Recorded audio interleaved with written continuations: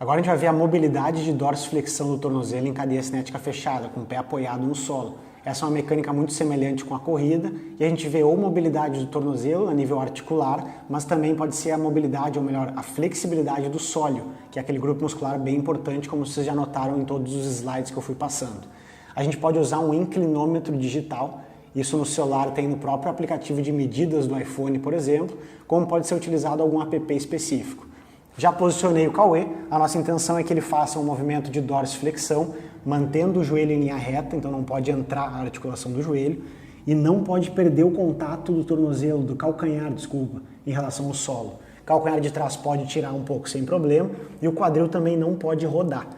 Achou a posição de limite, esse nosso sensor, equipamento, ele vem a 15 centímetros da tuberosidade anterior da tíbia, isso pode ser marcado previamente, inclusive. Centraliza nesse ponto e analisa quanto que tem de mobilidade.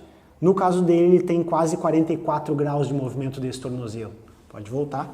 Então a gente vê isso para os dois e entende se há alguma assimetria ou até se a numeração está devendo muito. É bem relativo e individual, mas a gente vê em torno ali de 40 a 45 graus como uma numeração mais média. Agora a gente vai fazer um teste bem interessante a nível de força máxima muscular isométrica. A gente usa um dinamômetro isométrico para isso, ele já está bem posicionado para ver a força de extensão do joelho, mas lembrando, qualquer região, qualquer músculo pode ser testado com esse tipo de equipamento. Então já posicionei o Cauê, ele tem que ficar alinhado com o quadril apoiado e o joelho para fora da maca. Tem alguns casos que a gente pode até botar um acolchoamento entre o joelho e a maca para evitar um pouco de pressão e dor na região. O movimento vai ser nessa direção, eu quero ver uma extensão do joelho, e vocês vão ver o ângulo um pouco mais travado do que um avanço máximo, porque é aqui que eu vou conseguir ter torque máximo de força. Então é a maior força de produção do quadríceps, por isso que ele vai ficar posicionado assim.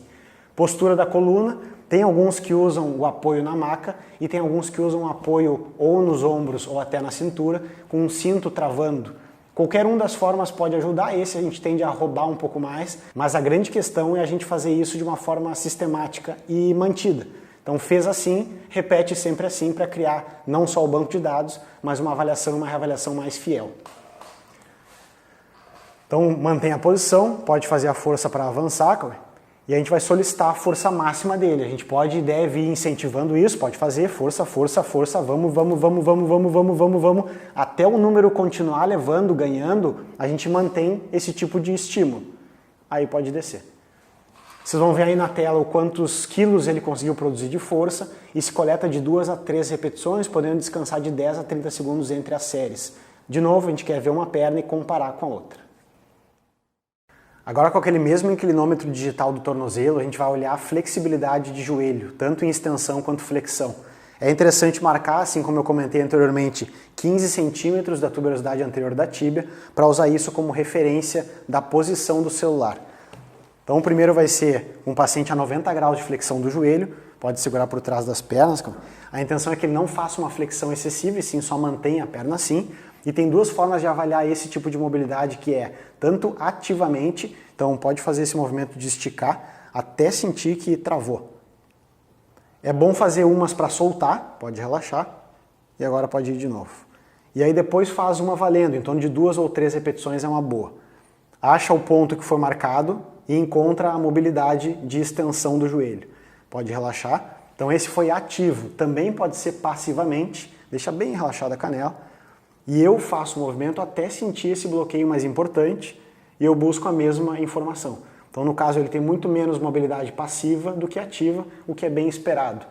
Cabe a cada um decidir qual que é o mais interessante, qualquer um dos dois pode nos ajudar para ver essas assimetrias entre os lados. Pode soltar. E a gente pode ver também a flexão do joelho como um outro exemplo de mobilidade testada, que é na mesma ideia em relação a ganhar essa amplitude, a buscar essa amplitude, mas de forma passiva é mais interessante para esse movimento.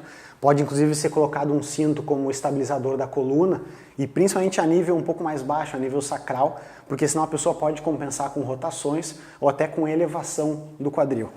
E aí nessa posição a gente também localiza o máximo de mobilidade até chegar no encurtamento máximo e coloca o nosso inclinômetro no mesmo posicionamento.